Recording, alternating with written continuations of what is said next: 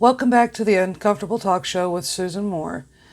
This season, we're talking about what it really looks like to build something steady, especially when it's uncomfortable, uncertain, or deeply personal. And today's conversation is such a good example of that.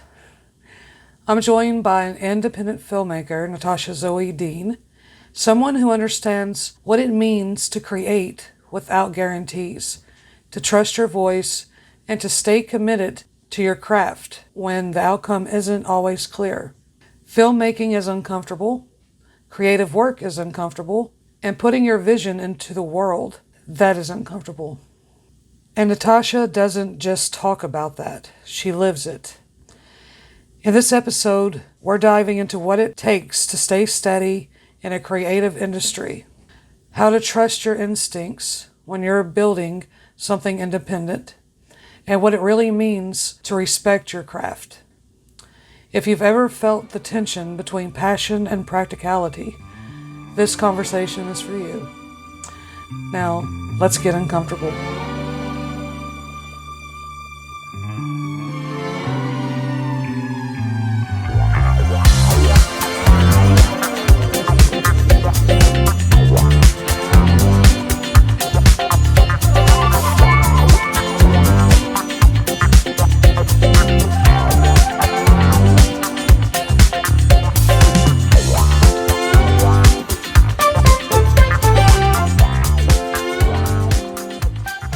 Natasha, I just wanted to welcome you to the Uncomfortable Talk Show. Can you tell Thank us a you. little bit about yourself and how you got started in filmmaking? Well, it's kind of a long story, but when I was growing up, I spent a great deal of time with my grandparents, and my grandpa always had a camera in his hand, and my grandma always had the classic movie channel on. And there was never a time during all of those years that I spent 5 days a week with them where there wasn't some sort of a classic TV show on or something that my grandfather was recording. And if my grandfather wasn't recording, he was usually tinkering with the camera and cleaning the lens and taking the tapes out and making sure that they were put away, making sure that they were rewound, making sure that they were stored the way that they should be, making sure the cabinet was just right. And I have so many memories of being around cinema from the very smallest age. And I mean, I can't remember which family member it was. I don't think it was my grandparents because my grandmother was not as much into science fiction as like my cousins and my uncle and my aunt were. But at some point in time, I was introduced to Star Trek, the original series, and I went, I want to do that. Did you like that one episode where there's like these little fuzzy little things in the cave? I The remember seeing that tribbles. episode. Yeah, Yeah, yeah. yeah. I like those little creatures. The Trouble with Tribbles, that was one of my favorite episodes. And I didn't, when you're 8 years old, you don't understand that old TV shows aren't actually still being made anymore. You think it's modern day. Mhm.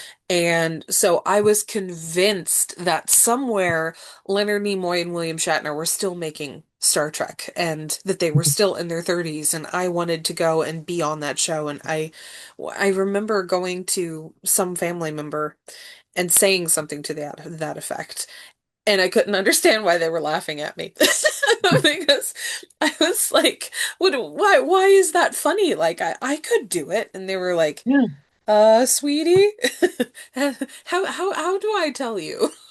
exactly, exactly. It's just that kind of childlike way of seeing things, and you just know that it's happening right now, no matter what. Yeah, It just, but it does feel that way, because yeah. especially like when really started getting into cartoons and stuff like that. I think I really thought that I could go on an adventure with with these. I think I can't remember the name of this show, but it was on that old Nickelodeon morning show Hmm. where you could like there was a cartoon where there was this boy, he was like an Indian or something, and it was like little pyramids, Aztec Uh, kind of things, and they were going on adventures. And I Mm. really thought that I could join in, but I kind of stopped. So totally I mean, relate. I Yeah, used to do yeah, that with movies too. You yeah. know, I grew up on The Neverending Story, and I used to watch the second one in particular was my favorite just because the color grading was so beautiful and it Uh-huh. just made you feel like everything was so much more real than the first one did. And I would just stand there in front of the screen and just I felt like I could jump right into the story and I wanted Yes, to. yes, yes. I don't know. Did you ever have these moments like when you were a little kid where you would go off playing by yourself, say like around the swing set, away from everybody else, and you would like make up little stories of the bugs and play and like like kind of make your own little adventures around the swing set and stuff. Like even though whenever you stepped away from the TV, you're still like in this totally different world where Yeah. you're building stories. You know what I'm talking about? Yeah, yeah. Yeah. I didn't do that with insects per se, but I did do it with people. I didn't go outside as much in like my late teens, but I did spend a lot of time by myself as a child, and I spent a lot of time by myself in our movie room, and 90% of my childhood memories are just me downstairs making up these imaginary worlds with the people that I had seen on the movies and pretending that they were there with me and making these stories up in my head. Storytelling has always been part of me. It's Yeah. always been how my brain functions. It's always been part of my DNA in some shape or form. And I can't remember a time in my life where I wasn't creating something. It makes me want to ask you, like, is there a moment in particular, that made you want to write stories and direct stories? Or would you say it's more of a conglomeration of all the stories that you've seen? I And think it's more of a conglomeration, but I mean, as far as like when there was a specific point, if I could pinpoint when it started, I'm not really sure about my childhood, but in adulthood, definitely there was a point where I started to get to the point where I wished that there was a way that I could tell stories, particularly after life experiences and, you know, having really not great life experiences and wanting to either feel or to form some sort of justice from those experiences. And writing was a way to get a lot of my emotions about that out yeah, of me. So, yeah, yeah, writing seems to really kind of be your medium of, working through these complex emotions that us humans have, yeah, and I really resonate with that because I'm I feel the same way, yeah. with um my rate of different things I write, and I totally feel you on that. What is because I do know that you've written some short films and you've won awards for them. Yeah. As you began this process and you started getting more sort of recognition from these independent film festivals and such like that, what would you say going back in this part of your journey? What's one thing about filmmaking that surprises most people when you talk and converse with them about this? Well, one thing that surprises them is that I'm doing it at all. The surprise that I get when I tell people that I'm a filmmaker is a constant. I guess because people think that filmmaking can only be done in Hollywood and you have to be famous in order to do it. And you don't. Everybody has a cell phone. Everybody has a camera on their cell phone. And depending upon what type of cell phone you have varying layers of quality from those Exactly. cameras. But the quality in the end doesn't necessarily matter. You still have the capability to pick up that phone and record something and edit it into a story. And because Just, of that, you know, we can create films from home anywhere now. yeah, and just to prove your point right there, this right here that I'm using is an Android from Walmart. Yeah. But then I got it for like $50. So, Yeah. And and it's got a great camera. yeah, I mean, like if I wanted, because that film that I created myself that I'm trying to do and everything, because you inspired me to do lots of things.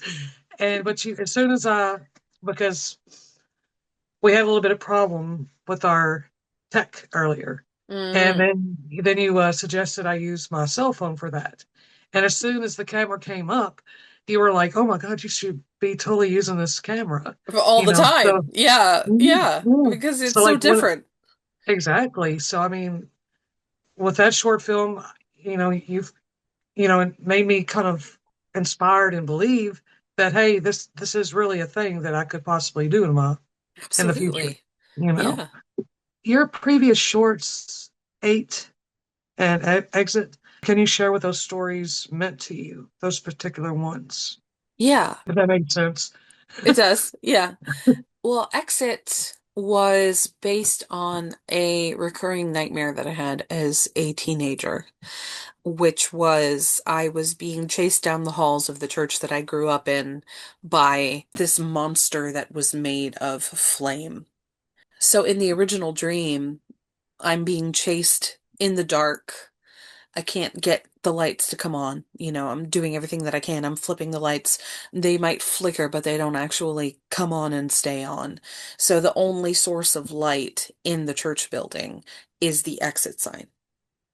And it's just casting this red glow everywhere. And of course, the fire demon that's chasing me is also casting a red glow everywhere. So all I'm seeing is like red and dark. And I'm like, yeah. So I'm just running around trying to get away from this thing, and I can't because the doors are locked. None of the windows will open. There's no escape. But the exit sign is right there. And like, I never actually tried the door in the dreams. I Uh-huh. just had this assumption I am locked in, there's no way that I can get out. And, I am trapped with this thing and it's gonna get me. Mm. So years later, while I was in therapy, I came to realize that that was my brain trying to explain the environment that I grew up in Mhm. and trying to tell me that there was this ever-present danger that was surrounding me on a constant basis that I needed to escape from. But the flame-bound creature was not actually trying to hurt me. It was trying to warn me and show me the way out. And Oh, that okay. was what I ended up integrating into the film, was that the flame-bound was actually a guardian, not Mm. something trying to harm me, who was trying to show me the way out. And the only way it could communicate was in these terrifying roars and, roar and everything. Yeah, And, it seems really scary, but like, hey, I'm basically a dragon, can't yeah, talk, but I yeah, can kind of show you the way. So I'm gonna block you at the exit sign until you get the message. It's up there. You can read the yeah. sign. That's the way out. And that was kind of how the story became So Exit.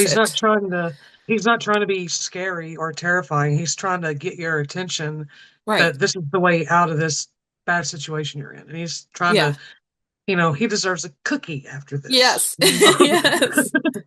Yeah, and it's like, in spirituality and pagan traditions, guardians are made in artwork as these big, scary looking creatures, what people in Christianity would assume were demons because they are horned a lot of the time.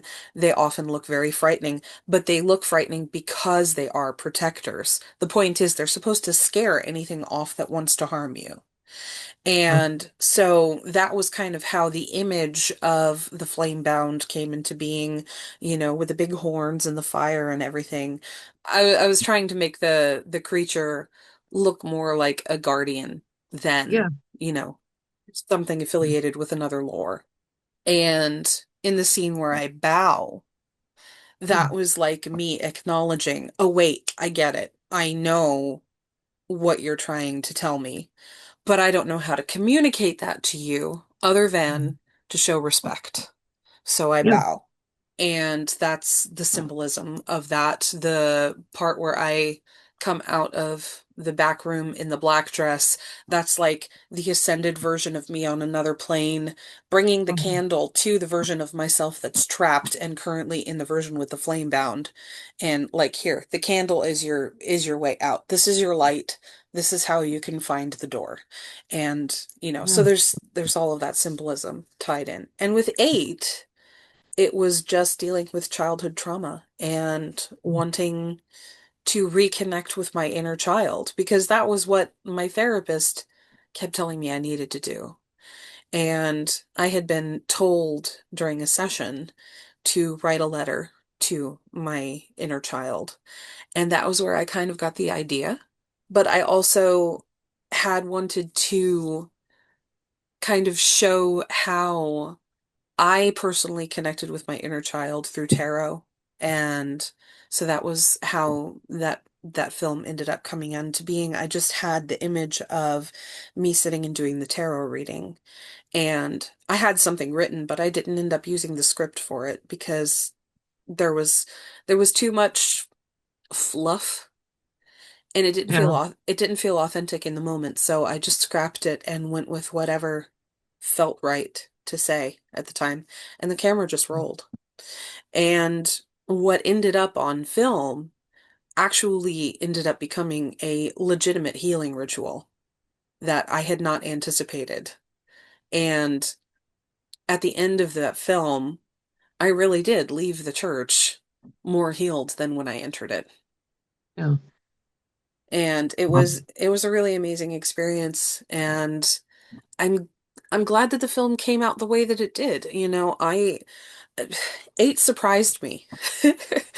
yeah. I Exit mean, didn't really surprise me, but eight really surprised me. I watched both of them more than once, and it's very fascinating to hear the story behind it and the creativity that fueled this. Hmm. And I love the fact that you scrapped the stuff that just sounded like what people would want to hear, and Hmm. you wrote from the heart. Yeah. That any good writing is going to come from where what you feel, what you Hmm. know, Yeah. and what you did actually helped you become a winner at the Best Debut Filmmaker and Best Low Budget Short at the Istanbul Women Film Awards. Hmm. So I can only imagine, but I want to ask you, how does it feel to receive that sort of recognition? I mean, how does it, I can only like, I can only imagine how happy you would have felt, but I can never explain it the way you could because you're you. So, so yeah, you want to just kind of share a little bit as much as you're comfortable with on Yeah. telling us about that.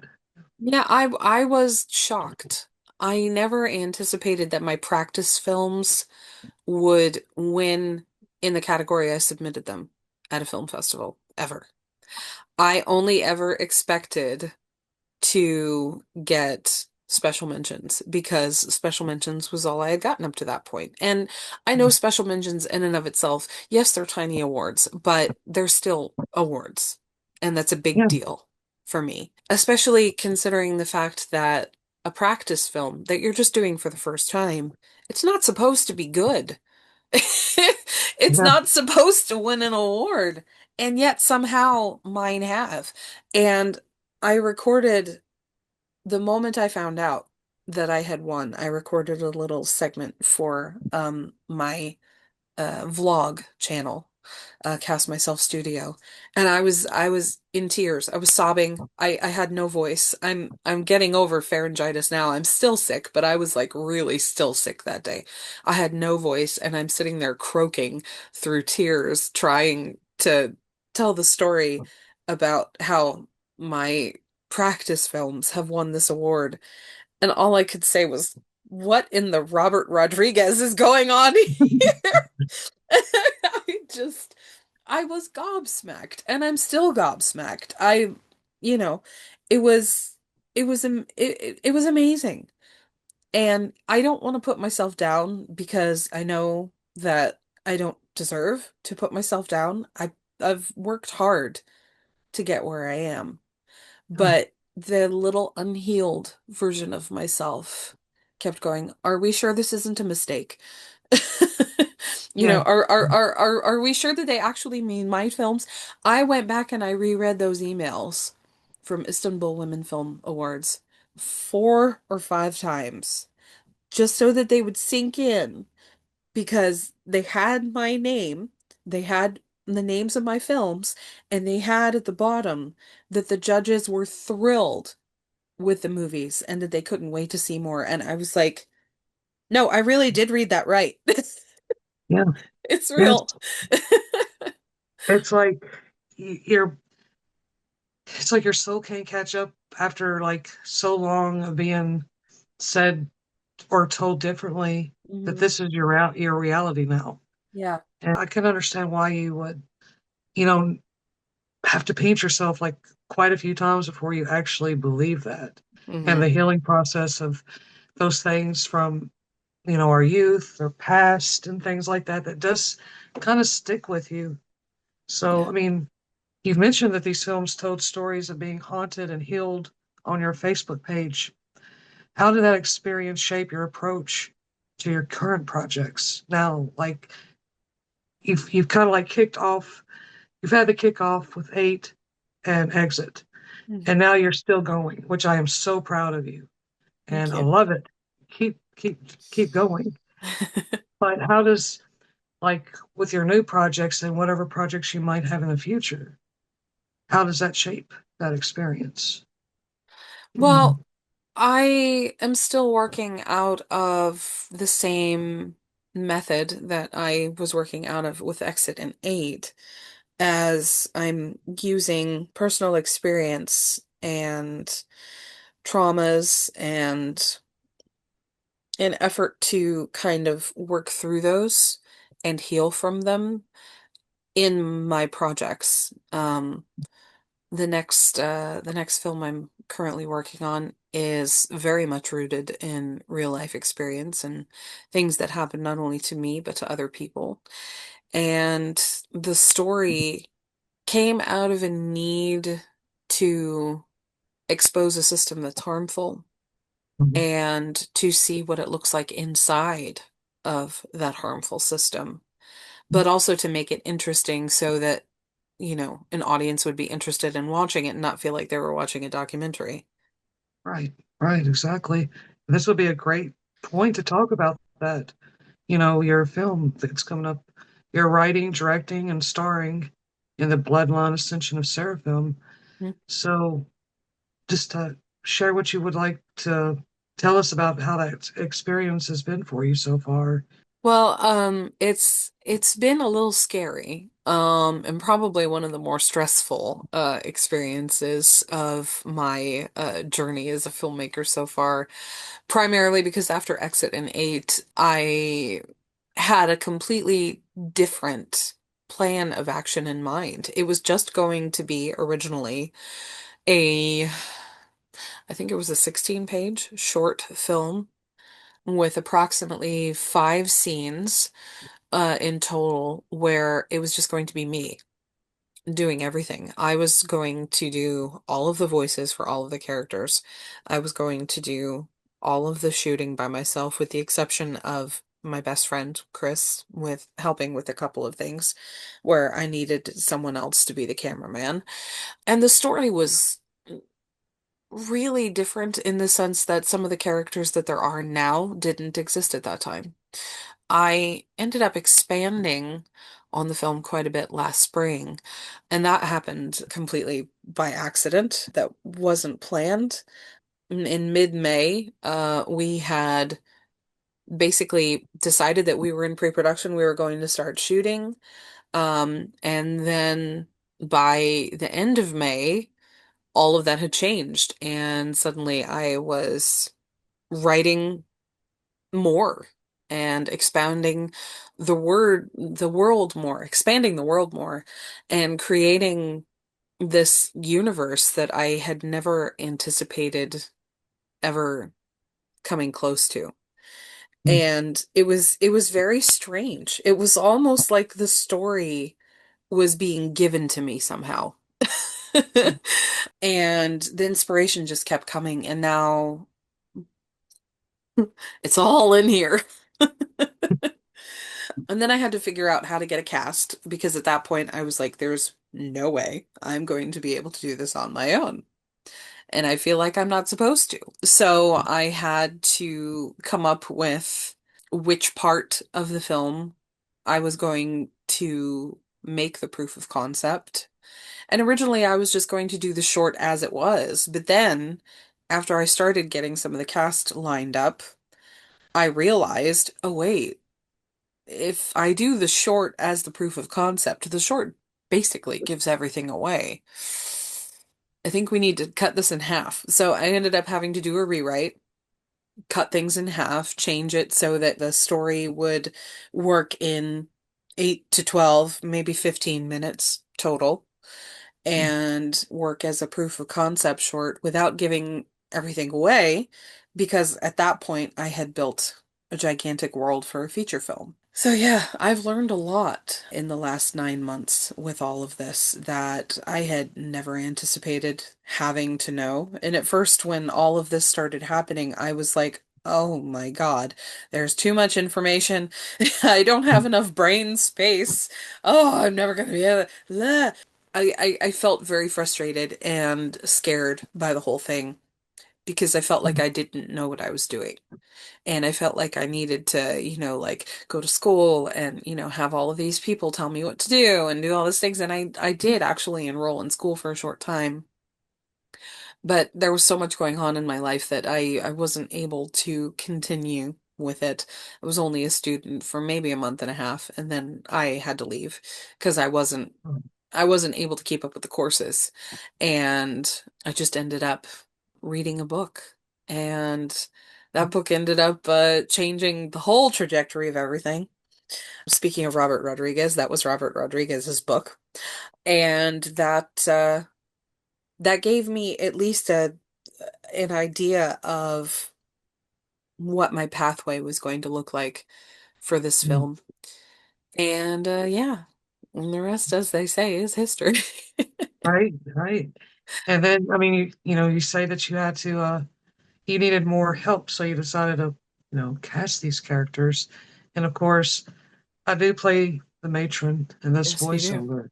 voiceover, and I do appreciate you giving me the shot to be the matron. I've Of enjoyed it. course. But can you talk a little bit more about how you approached building the world and the characters' voices and how you played, how that played out?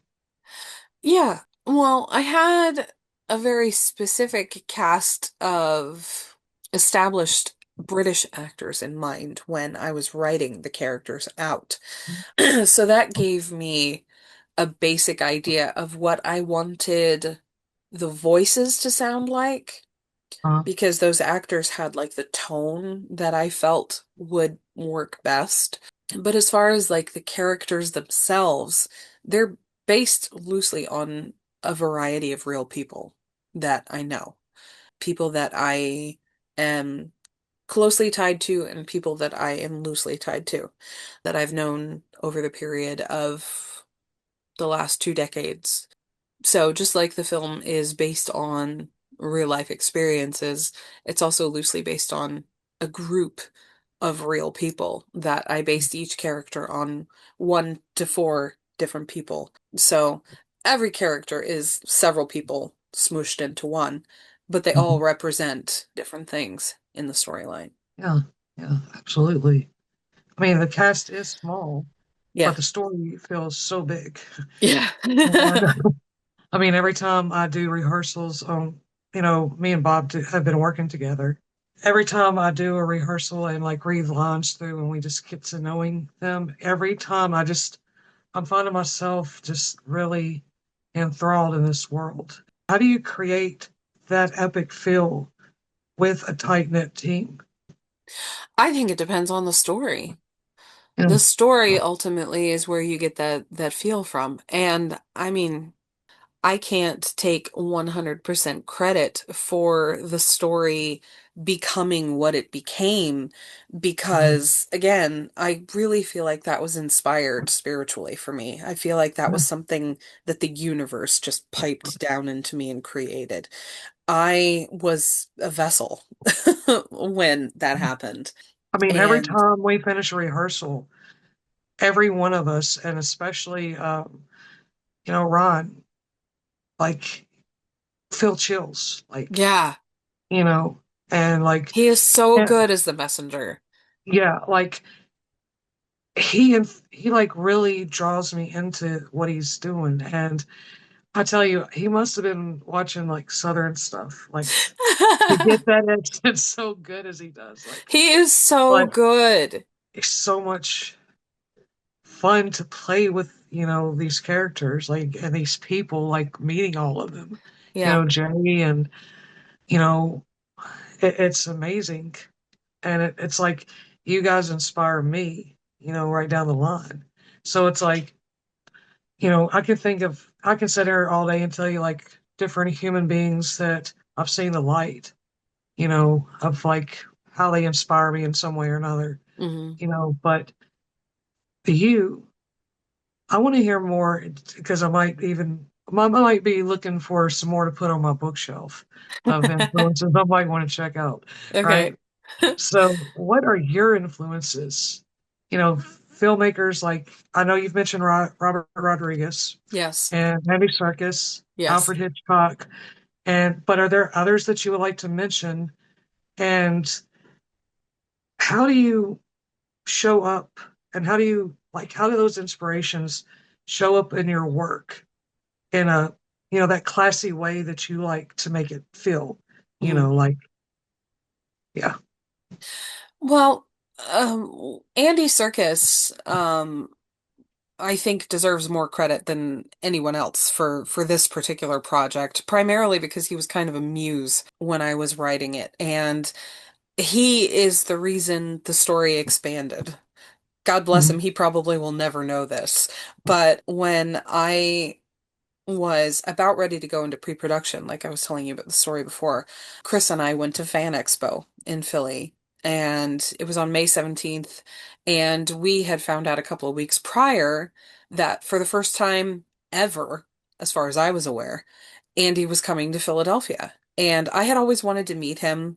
I've been watching him since Lord of the Rings came out when I was 12 years old, and I've always been very fascinated by him, particularly in the last 5 years or so.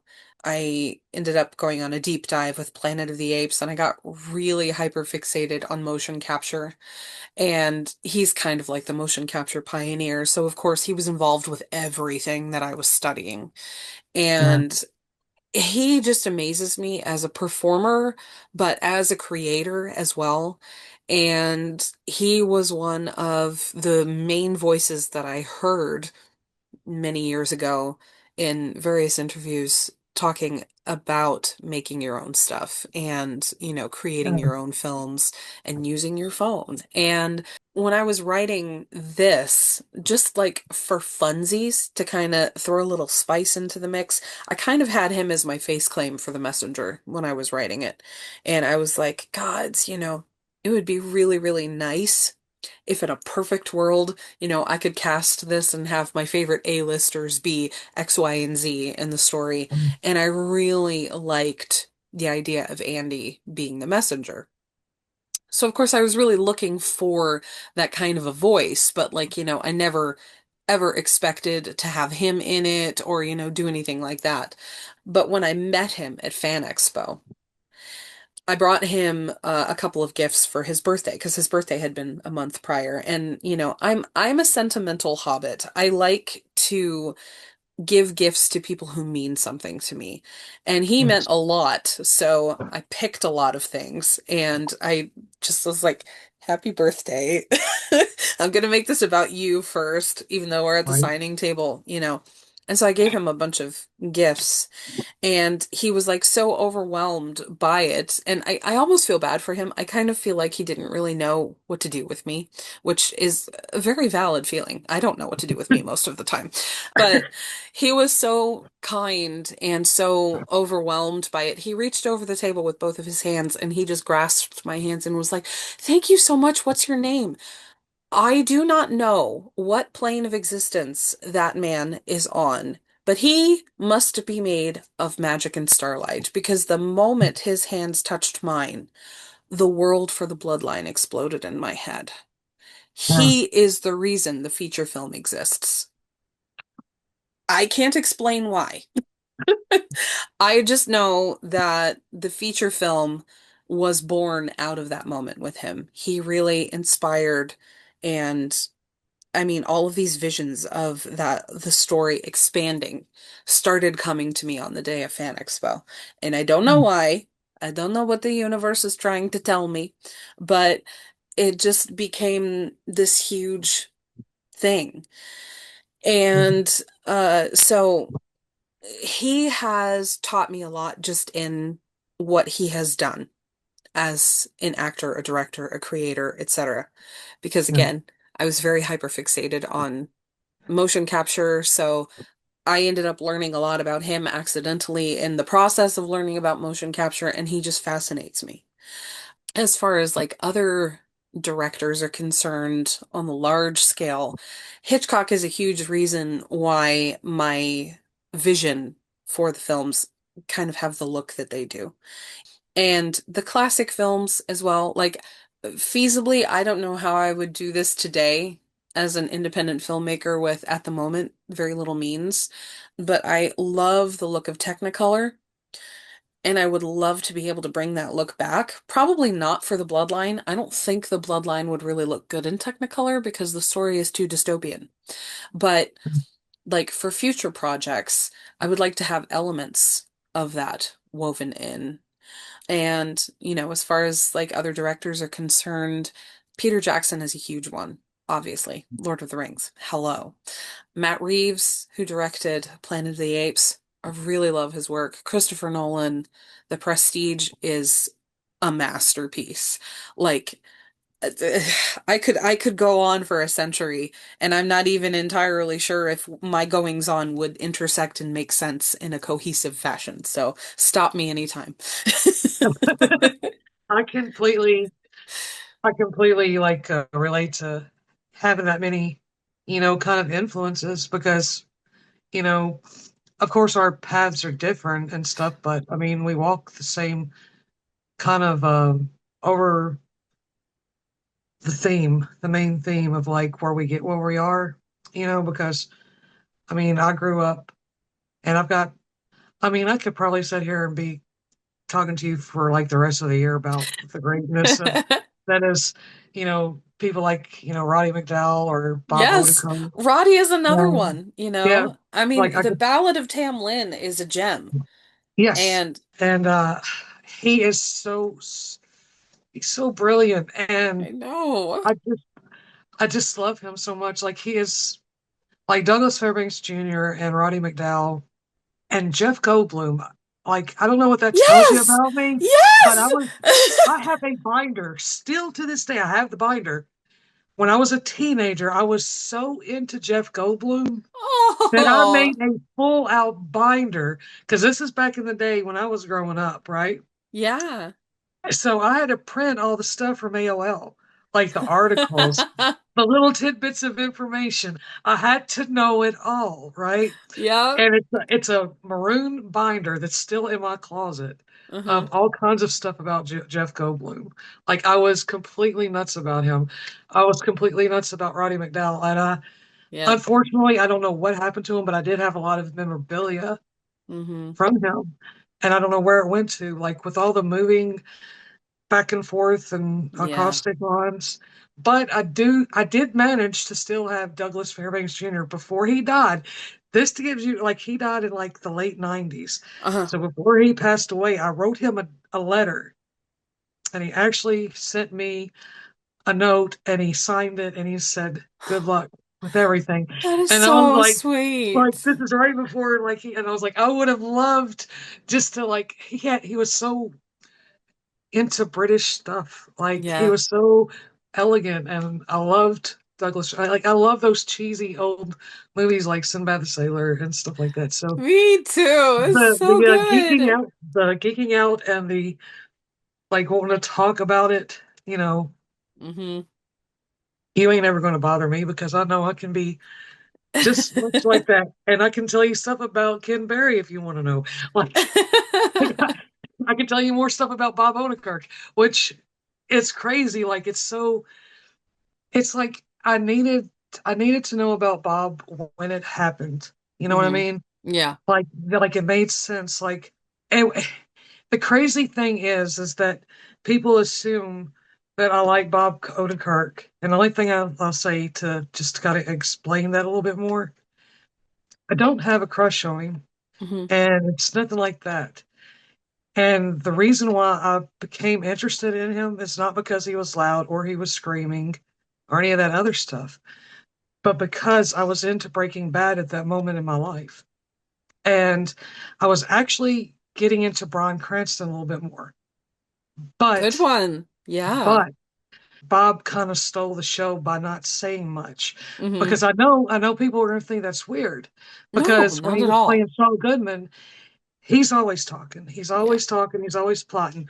But what caught my attention and what was like, wait a second, squirrel mode here, was he was on a panel interview with Conan, and it was all the Breaking Bad people, Uh-huh. like Giancarlo Esposito, Bryan Cranston was there, Anna Gunn, all of them, they're there. Bob is setting off to the corner, and he is perfectly quiet. Hmm. He doesn't say anything. He doesn't perform. He doesn't act, silly or anything like that.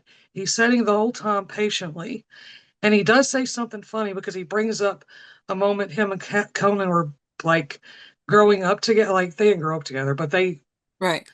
he moved to New York and they eventually like became friends because he Uh-huh. was in SNL. But that was like the only thing is like, one of them would like make funny faces, the other one would like say the voiceover in the mirror and they would trip themselves out. But he didn't say it like in a crazy way. Like he had this like calmness about him, but he could be funny and I just I had to know more about him. Yeah. So and like I needed that grounding presence, like that he's more grounding than he realizes he is, and he's way more intelligent than he thinks he is. You know what I Yeah. mean? Hmm. Like, admittedly, I would say that this is around the exact time when my dad was about to pass away. Yeah. So I needed something or someone to feel that safety around. You know what I'm Hmm. saying? And I've learned so much from him, like this right here I'm doing with trying to do the podcast, with the drawing, stuff like that. He gives me like kicking your ass kind of gentle hope. Like it's like that Hmm. gentle dad kind of energy. Like, hey, you need to do something and just, Yeah. get it done. You know you're good. Know what you do. Know where you've been. Just do it, and it's going to be okay. Kind of energy. Yeah. Like he's got that gentleness, but he'll also kick your ass if he needs to. The last couple of years, I really kind of like needed that kind of embodiment of energy, and he certainly supplied that. You know what I'm saying? Yeah. Yeah.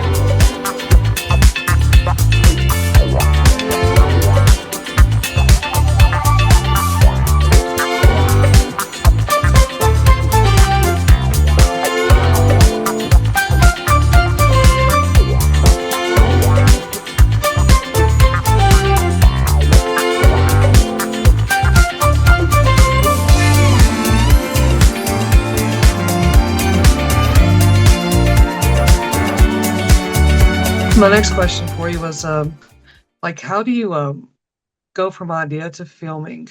Like, walk me through like a typical day. Especially like with this. I think you said we're going to start filming like the second week of March or something like that, and also like with your previous films. Like, what kind of thought processes do you have when you're about to do that? I have a tendency to be very technical in the way that I think of things. I'm usually thinking about the technicalities of all of the things that need to be done in the production. I'm thinking, what do I need equipment wise? Do I need my lights? Do I need my microphones? What the particular scene is going to call for, etc. Well, that makes sense. Were there any unexpected challenges or fun surprises on your past films that you made? And Definitely. any you would like to bring up for this one? Well, a story building itself out the way that it has done certainly surprised me. The film becoming what it has become at this point absolutely surprised me. It's gone through a lot of different versions, and there's been a lot of different iterations of things that have happened behind the scenes that have made it turn into the story that it has become. For the Bloodline, particularly, I went through something very harrowing, which I feel very silly about, but it is a cautionary tale that I think should be shared. I fell for a scammer while I was in the process of trying to get this done in the early days. Back in August, I was approached by someone pretending to be a producer on Stage 32. And I was so desperate to have this done as like a big Hollywood production at the time, I fell for it. And they stole $1,900 from me, which I was able to get back because I actually did do something smart. And I saved all of the correspondence between them, so I was able to prove that they had defrauded me. Yeah. And I paid them the money the first time around through PayPal. So because I had all of the conversations saved and printed out, because there was a little part of my brain in the back, somewhere deep in the recesses of my mind that was going, this is a scam. And I was just kind of like waiting for the shoe to drop. But I had so much hope. I really wanted it, so I kept pushing. And I was like, let's see where we can go with this. And some of the characters that exist now, like Mateo, for instance, those characters became a part of the lore during that period of time because I was testing the scammers. I was pushing them, trying to see how far I could go with my demands to see what they said yes to. And they said yes to everything. Hmm. But while I was coming up with those things, I was also having like little inspirations of things.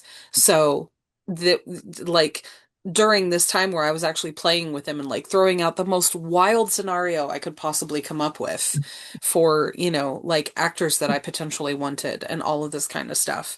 I was coming up with these characters and these bits of information. That was one thing that happened where the story ended up building out in the process of that. And it was very stressful. It happened over the course of a week, and it took me about 2 weeks to get my money back, but I did get it back. And when it did happen, I was very disillusioned and angry and bitter, which is a very reasonable reaction. I'm like, "Here's my dreams, take them all," and they were like, "Thank you. Oh, by the way, we'll take almost $2,000 from you as well." And I'm like, Yeah. um. And so, yeah, that was frustrating. But the story built out from it, and I also learned to be much more careful with my hopes and dreams during that situation. So, Spirit taught me a lesson. It was rude, but I learned. But as for like with my first project with Exit, I had originally planned more scenes to be filmed, and I did film them, and they didn't come out. And I had kind of exhausted myself during the period of filming because I was running around back and forth, barefoot in this building with a concrete floor. And, it was like a 4.5 hour shoot in the middle of the afternoon on 4th of July weekend. And I was freaking tired. And I had expected to shoot much more, and I wasn't satisfied with the scenes when I got home. And I was like, oh, God. I have to do this again. And I was really frustrated. And then I went to bed and I slept it off. And I woke up the next morning and I went back and I looked over the footage and I went, actually, I could salvage this. And so I just used what I had. And it's winning awards despite my That's not thinking awesome. it was good enough in the beginning. So the movies throw surprises at us all the time. It doesn't matter what the situation is. You know, we can always go in there fully prepared with a script in hand that is completed or not. 98% of the time, it's not completed, and you build on as you start filming through production, which is probably what's going to happen with the Bloodline because burnout. I have ADHD brain compounded by I'm getting over being sick and I'm very tired because I had a year. Um, But, you know, um, there's always going to be some kind of a monkey wrench being thrown at you because that's the creative process. We can Yeah. never have a creative process just be perfectly planned out and have everything go to plan. That is not the way that it works. We're always going No, to have not at all. something that's going to be a surprise. And that's that's kind of the beauty of it, you know?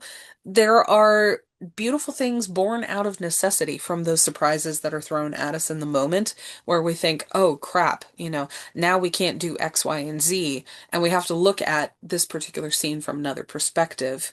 And that's what good filmmaking is. Robert Rodriguez talks about that a lot in his book, where it's like these situations are born out of problems coming from the production, and you have to sit there and look at the resources that you have. And even if your resources are meager, especially if your resources are meager, even better, because then you have to get really creative to solve the problem. Because if you have a huge budget and $1 million, you can solve anything. I can definitely see like some more, advantages to, do an independent film, Hmm. you know, versus industry, you Yeah, know. especially low budget, because it enables you to think more creatively because you don't have as many resources. Thereby, you have to come by more creative means to solve a problem. Mhm. Yeah, And it makes you use your noggin, If you have like exactly. $12 million to put into a production, you can just say, okay, that light's broken, we'll replace it. Or, this actor isn't going to be able to work, so we'll just replace him.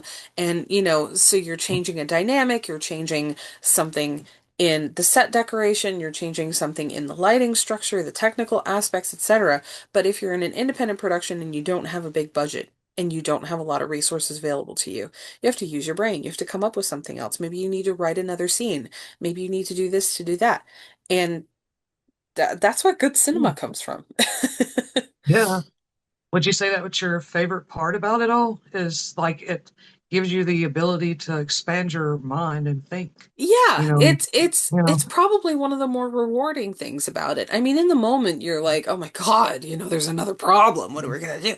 But then, you actually sit down and you deal with it, and then you see the final product and it's like, wow, I never would have come up with it if there wasn't this standing in the way of that. It's Right. it's fun. You get kept you kept on your toes. You never really know what you're gonna get. Mhm. And that's what makes it beautiful and what teaches you. That's awesome. Yeah, just it gives you like a purpose, in your work. Yeah. And, I'm whenever I like go to seek a job or something like that, I found over my years that if I didn't believe in something so much, I would be very, very bored with it Mm-hmm. after, about 6 years or so. Maybe I can kind of like live with it for that long, but eventually it does get to where you don't want to be there anymore, you Yeah. know. But if you work in independent filmmaking and this kind of like track, it's like your mind is always at work Mm-hmm. and you're doing things and doing projects that you enjoy doing, Mm-hmm. you know. It can be a drag if you Oh are yeah. neurospicy like me and you have ADHD that is raging 99.9% of the time, and you're also fighting an autistic brain who wants control and order. And Mm, ADHD brain doesn't work that way, but neither does creativity. So your brain is always mm. going on the one side, and then on the other side, your autistic brain is going, "Can we please just shut the lights off for an hour so I can take a nap?" Yes, exactly.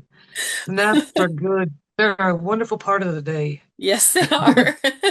And I don't get to take them enough because my ADHD brain is too loud. Can't get it to shut up sometimes, Like, No, we wake up with chatter in our brains all the time, or a little lyric of a song from somewhere, or a earwig from a 90s cartoon we heard 30 years ago that just popped back into our heads while we were sleeping for no reason whatsoever. There's never anything quiet going on in there. It's never yeah, quiet, it's always loud. totally relatable. Totally relatable. Like, I cannot tell you how much I relate to that. Hmm. I mean, it can be good. It's a breeding ground for ideas, but at the same time, you don't get a lot of sleep. Right. Exactly. Exactly. So let me ask you, if someone listening wants to make their own independent movie, what's one piece of advice you would love to give them? Just do it. Just do it. Don't be afraid to give it a try. You're not going to make a masterpiece your first shot out of the box. If you think it's going to be perfect first shot out of the box, this job might not be for you. Be willing to go out there and suck the first time. Be willing to go out there and create something that doesn't make sense. Maybe you create something that nobody wants to watch, but you still learn something in the process and you can do better the second time around. And you might just have fun. Yeah, exactly. Like that's how you know what does work and doesn't work when you just do it, you Yeah. know? And And don't feel like you need expensive equipment because you don't. You can just use whatever phone you have on hand. Maybe you as might need, referenced earlier, yes, maybe you need a microphone, but you can get a good microphone for $10 on Amazon, you know? this right here, this is the fine microphone. It was $20 Hmm. and like it works pretty good, you Yeah. know. I just got it today, but I mean, hoping everything works out, but you know, it seems to like work just fine, you know. Hmm. It does the job. That's So, good. and for this question, I wouldn't really say that make like it seems like an ingenuous question now that I look at it. Like I don't know what I was thinking when I wrote it Mm. because I was going to ask you, do you think that independent filmmaking is hard today? But then I think about it and I'm like answering my own question about how Sam Raimi and Bruce Campbell made The Evil Dead Hmm. on the budget they did by going out and knocking on doors, to dentist office. That's like where they got their funding. But you know, I think it's actually kind of easier, you Yeah. know, and like I think that it's like maybe speak a little bit on that part of it Yeah. all, that it's really not as hard as we think it is. No. And it might have been like back in the 70s, hard to make independent films, but nowadays it doesn't really, if you want to make a silly movie or even a serious movie, it's doable. Yeah.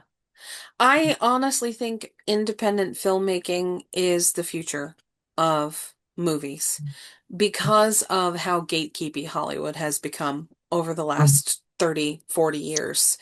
mhm, It's more difficult to become an actor and get into the Hollywood industry than it is to become an independent filmmaker and make your own stuff and act in your own work. That's how I ended up doing what I'm doing because I got sick and tired of waiting around for people in the industry to make up their minds about whether or not they were going to get a project going. I've been an actor for almost 2 decades at this point, and I have only ever been in one independent film outside of my own. And that independent film didn't end up going anywhere. So I didn't get the opportunity to really be seen, and because I wasn't seen, I had to create my own visibility. And that's how this started. I just got to the point where I was like, you know what? I am sick and tired of waiting for other people to give me permission to be visible. exactly. I need to Exactly. create my own visibility. I need to make my own stories. And if Andy Serkis, the man who pioneered motion capture, says that anybody can go out there and do it and be excellent at it, you bet your bottom dollar I'm gonna try. Yes. Yes. And I'm glad I did. Yes. You should be. I mean, you're winning awards. Yeah. You're, you know, I've told you this, several times. I think you are an inspiration. And if you ever doubt that in yourself, just look at what you're doing. And I'm not the only one that sees this. You are good. I'm not just blowing smoke up your ass. I don't live on that kind of world.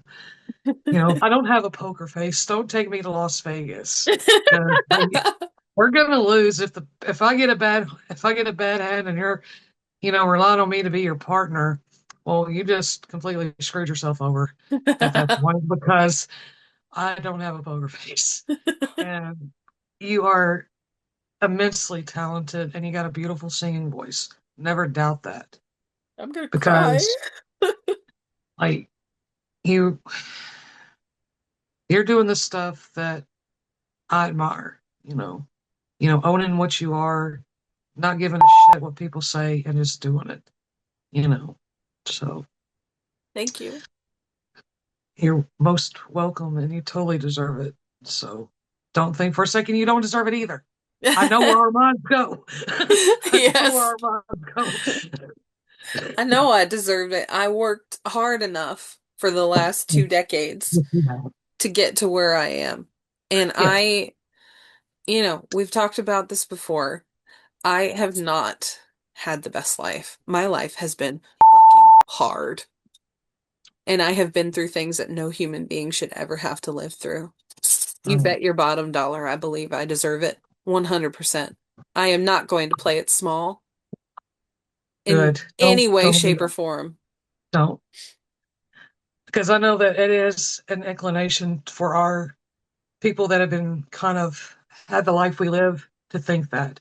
So if you can break through that, I'm even more like totally proud of you for that because I've felt that way before and I know other people have too.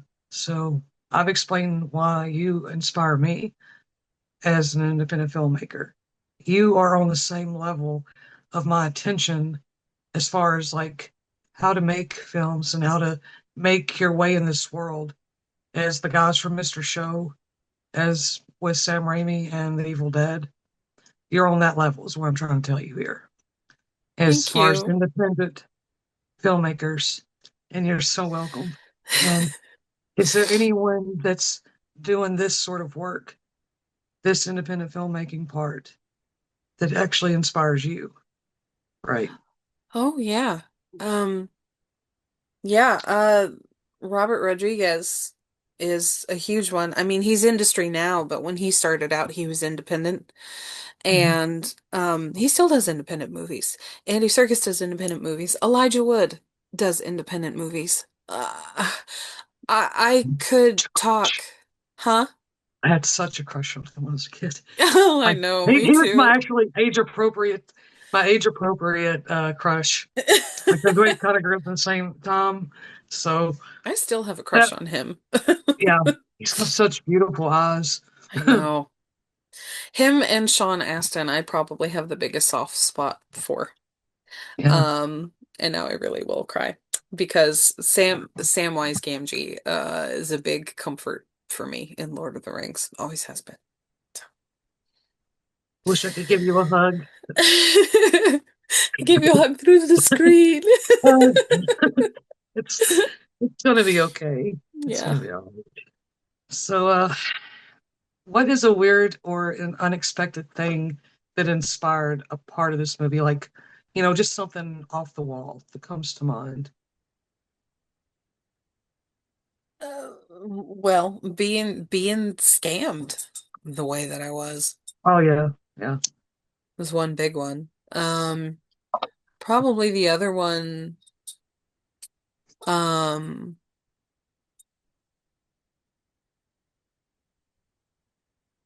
I'm trying to decide if this is going to give too much away. I would say life experiences in college is another one. Did you live on campus? I did, unfortunately. You didn't like it. Oh no, I did not. That's a whole can of worms for another podcast, all in and of itself. There wouldn't be time to talk about filmmaking in that one. Is there any moment on since we haven't really filmed it yet, but over these past few months that we've been kind of reading lines together, like all of us, is there anything that's happened on set that you won't forget from your experience with working with, the cast?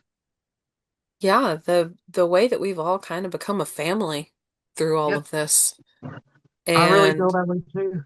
yeah, I honestly, when I had first started putting this together, I never expected for all of us to become as close-knit as we have done. And it makes me even more excited for the feature film. You know, I I had different ideas in my head for the way that certain characters would look, but now that we have the cast together, I can't think of anybody else to play the roles in the feature film. It just feels like nobody else could fill what we've created. And I absolutely love that. And yeah, I'm very excited to see what comes of it. This film is very interesting, you know, and I want to see the evolution of it. Yeah, I'm rather excited, me It's a too. good story. It's a damn good story. Thank you. I agree. Thank you. Thank you. So, as we close out for tonight's session and talk and podcast, just when everything is finished, where can people expect to see the Bloodline Ascension of Seraphim? It's going to be on YouTube, and it might get an 18 plus rating when it's done because of some of the content of the extended story, but you wouldn't have to pay for it to see it. Ideally, if I get the kind of connections necessary, I would love for it to open in a theater, but I don't really know how to make that work. But that's for Yeah, future me to be concerned with. We might yeah, be able to figure something out. yeah, that's the future, but that would be a really cool experience to see it, Yeah. on the big screen like that. I mean, eventually, once the independent film is made, if it gets the right industry attention, and I'm not talking about Hollywood, I'm talking about the UK. I Yeah, would love to do an industry version of it with all of the British actors that I had originally envisioned writing it with, yeah, yeah. and then have it in the theatrical release. So even if it's done that way and, it's 3 or 4 or 5 something years down the line, that would still be fun to see it Oh like yeah, that. yeah, it would be. Yeah, Yeah. that would be awesome. Maybe we could actually get Andy to play That would be the so cool. messenger, right? That would be so cool. I can I can just imagine him like saying the messenger's lines. I It could would be, hear it in his voice when I was writing it. Let me tell you, you think yeah, Ryan gives you chills. mhm, yeah. And that, It's that like, that it's fair. Ryan does give us chills oh every yeah, single time I get goosebumps. hmm He's incredible. yeah. He's awesome, and like I'm so enthralled by the story. I even like at nighttime sometimes I'll just like pull up the script and just read it. And I was like, what happens next? I can't wait to know. I got to know. You know, There's a lot that happens next, and I will love to sit down and like talk over the entire thing with you, but I have yeah, to get it written out on note cards first so that I can keep it in order because I totally keep jumping understandable. around. Yeah, Because like what absolutely. I have written up here is not on paper yet, but it's done up here. You know, Yeah, I know where it's gonna go and I can see all exactly. of the progression, but I have to actually like put it down and get it in a sequence, which I do Totally have the note understand. cards for, and I need to start working on that pretty soon. I totally feel you on that. Like, um, yeah, note cards are very, very important for this kind of work, to keep your Yeah. stuff together, Mm-hmm. so you don't venture off into some strange place, Mm-hmm. whatever. Mhm. So, after this, what's next for you? Any upcoming projects that you're excited about? No, this is the big project that is on the roster. I do have another story kind of percolating in my brain for when this is done, but it's on the back burner until the Bloodline is completed. It's going to be my big passion project for probably the next couple of years.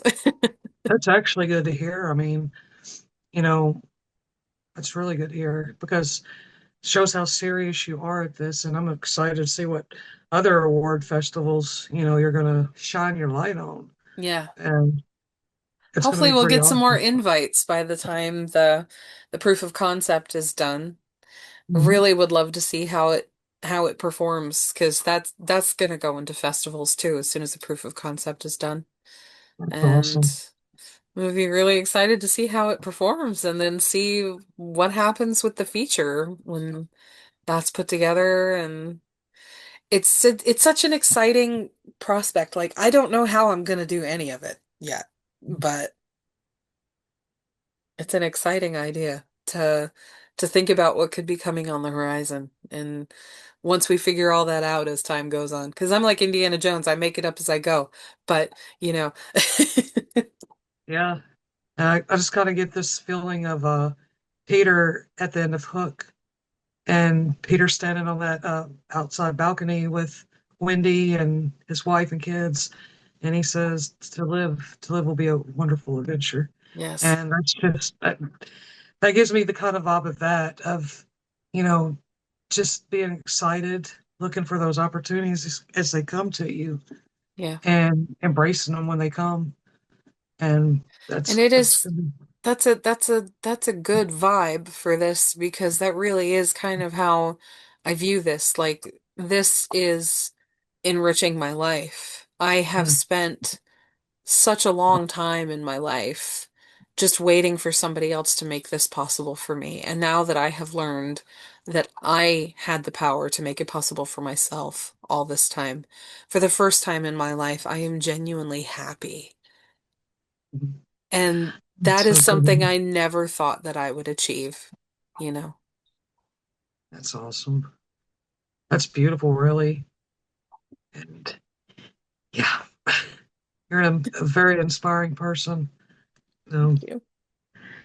and are there any parting words for aspiring storytellers and creative types, maybe listening to this? Yeah. Uh, Stop waiting for other people to give you permission. You don't need it. You just have to give yourself permission to be visible, to be creative, to suck, to make mistakes, and to learn as you go. The worst thing that can happen to you is you don't let yourself take those chances and find out and regret it later. If Yeah, you have something that you want to do, fucking do it. Just exactly. do it. And it Exactly. doesn't matter what other people think, you know. I know that there's this whole trend of things being cringe. The people who are considered cringe are the people who are A-listers in Hollywood today. Leave that as food for thought.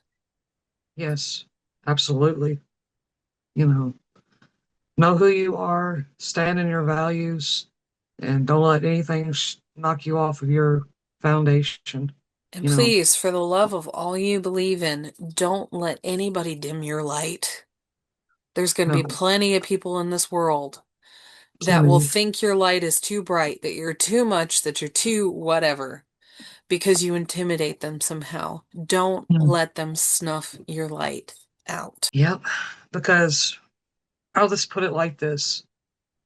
Mr. Odenkirk said that if you don't do what you are meant to do, somebody else is going to do it, and you're going to sit there and think to yourself that you could have done it better, but you never did anything.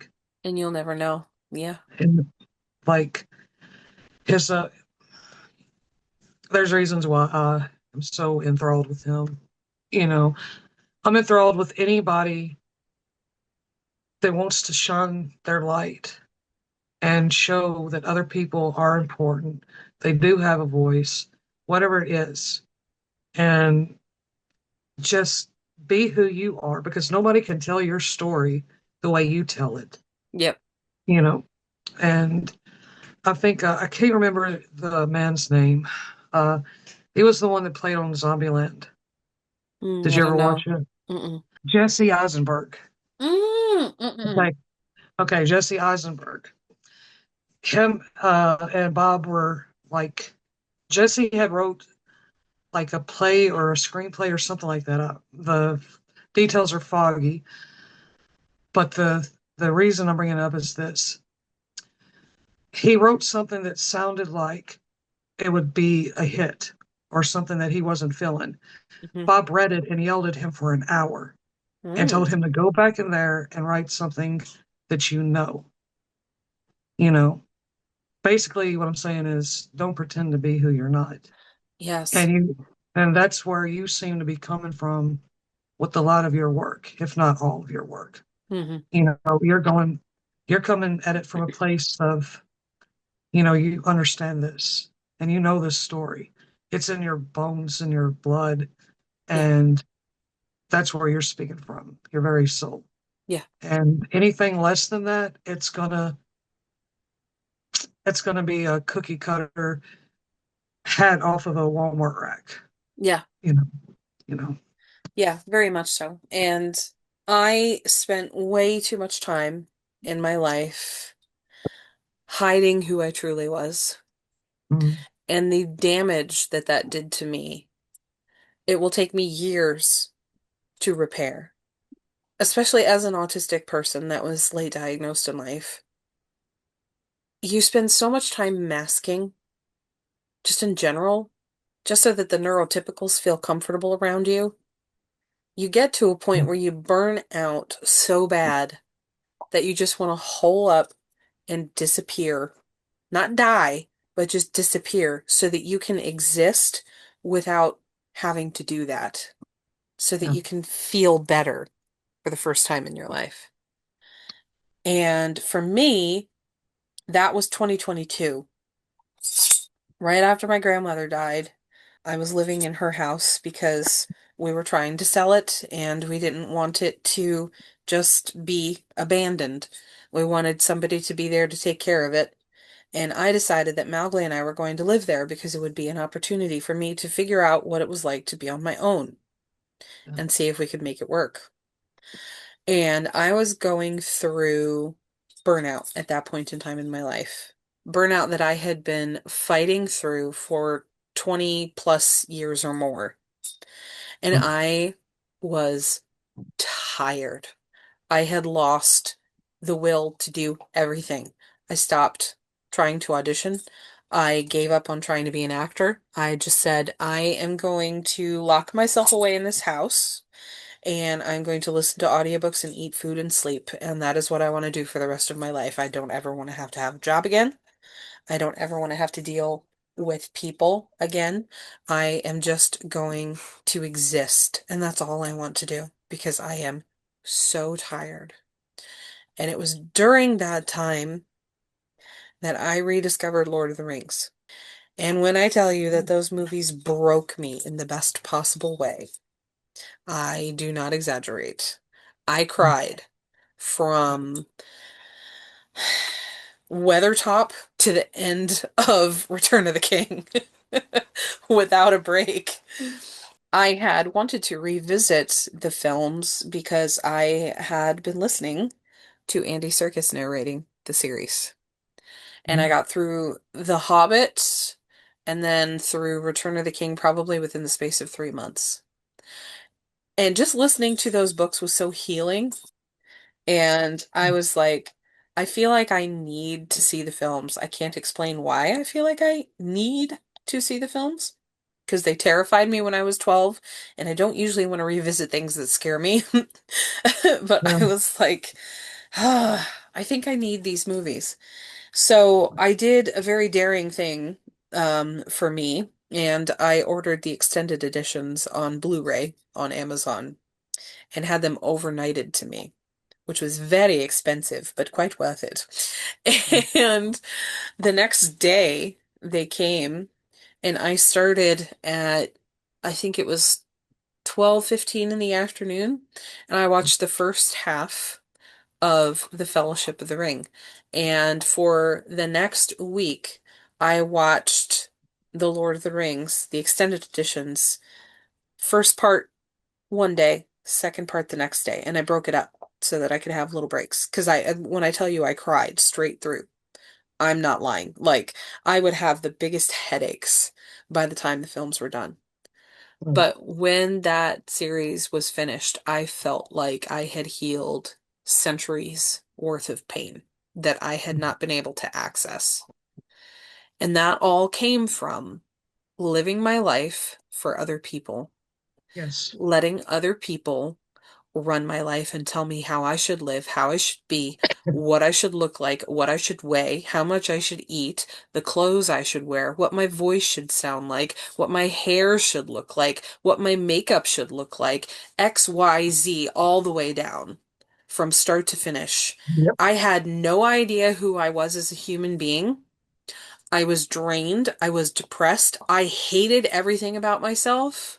And I hated everything about the world and about other people. And all I wanted to do was cocoon and just cease to exist as far as social life was concerned.